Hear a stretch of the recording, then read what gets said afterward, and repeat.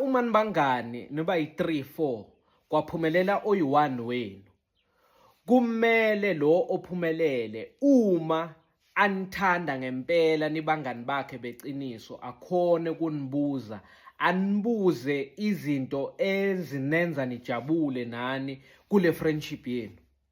Uyazi kukhona ubungani ebudala baphela nedi sebubanjwe yimali kusengathi labantu solo bangani, kanti hayi imali yomuntu oyi-1 kulabangani abayi-4 ebakhipha together. Uyazi ukuthi ungaphumelela niyiskimu nibayi-4, uphumelele wena oyi-1 uthenge imoto unesipane esigrand, njalo wena nguwe okhetha ijoint ukuthi kuyophuzwa kuphi, kuyohlalwa kuphi, ngenxa yokuthi kubhadala wena ene futhi i-transport iprovidwa nguwe.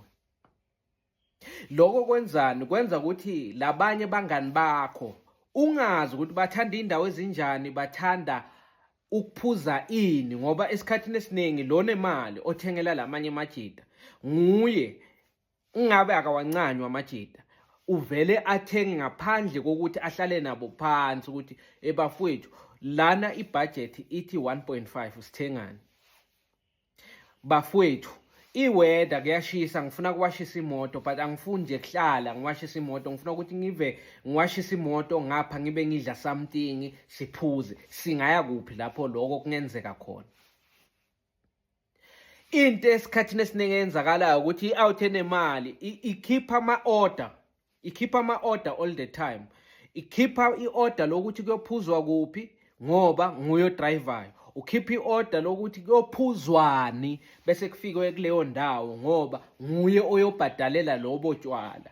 Uthole ukuthi after 3-5 years kuthiwe omunye walabangani hayi ngoba yena sothola isipani wathenga imoto so snacks akasafuni ukuhlala nama-out. Kokucala lo manje osothenga imoto osephumelele empilweni chela kini ninabanye ngoba akase wabuzwa yena ngekhathi izinto zinzima empilweni ukuthi mfowethu wena uthanda kuphuzani. Kunokwenzeka ukuthi yena akusimuntu othanda ibhiya uyiphuziswa simo ngoba animbuza ukuthi uthanda kuphuzani, so immediately yena athola isipani sewumuntu webhodlela ene akusi umuntu wamathaveni uthanda amapub.